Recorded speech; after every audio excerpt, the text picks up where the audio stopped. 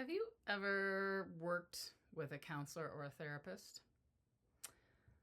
I believe everyone on the planet could benefit by working with somebody that's a professional and working on ways that they can improve their life.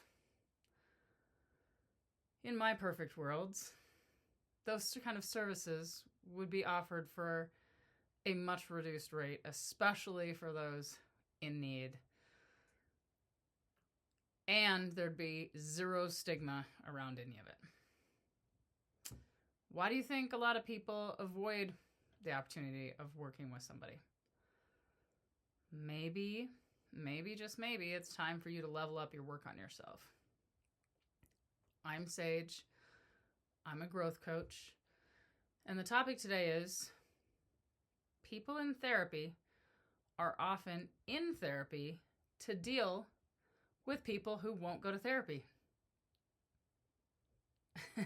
Yeah, it's true.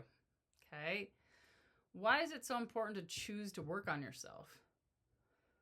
Well, it opens us up for so much more joy in our life. And it helps us grow into better versions of ourselves. And it makes it a heck of a lot easier for us to navigate healthy relationships in an equal fashion, and not a one-sided fashion. So, here's a couple quotes. People in therapy often go to therapy to deal with people in their lives that won't go to therapy. Unknown. I found that quote. It hit a chord with me, and I agree, so I based this video off of it. Also, next quote, therapy is a gift. It is a chance to finally be heard, understood, and supported. Bessel Van Der Kolk. Okay, so how much have you chosen to work on yourself? I mean, you don't even necessarily have to find somebody to pay. You might have a pastor that's trained for this stuff that you can talk to. Or you had a school counselor that you was paid to help you with things, or support group. Okay. So how much have you invested in those opportunities? And how often in your life do you wish that others in your life would choose to work on themselves? The problem is we can't make anybody else do anything that they don't want to do. It's sad because it ends relationships a lot of times. So here's the deal. You can only put your finger this way and work on yourself. So let's talk about 3 ways to be a good example of working on yourself. Number 1, speak openly about your work.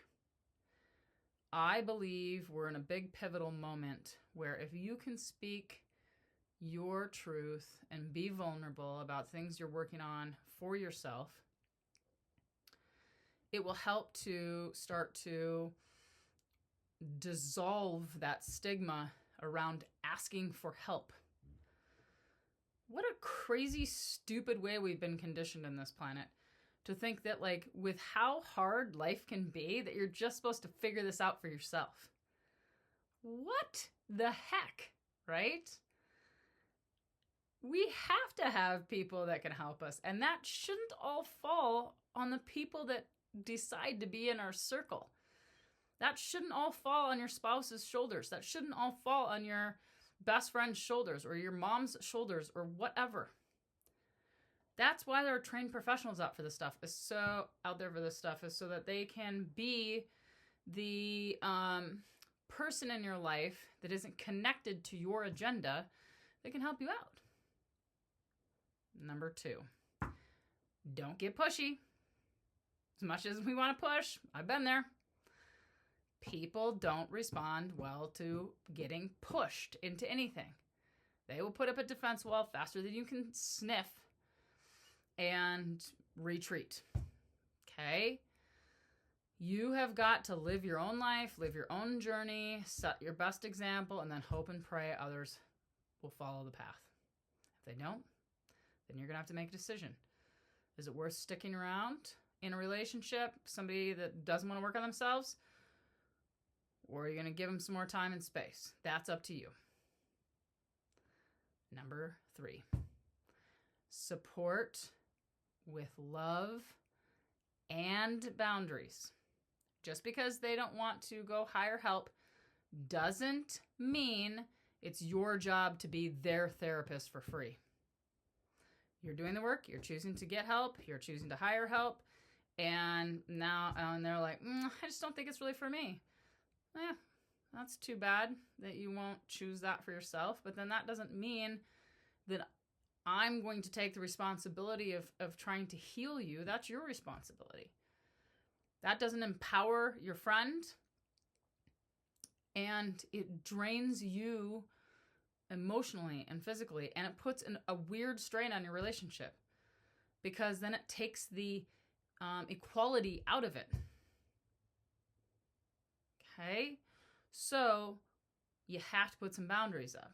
Sure, let's be good friends. Sure, let's be good listeners. It's got to be a two-way street, though. And like I said, inevitably, if you're choosing to work on yourself and they're not, you're going to have to make a decision. Whew.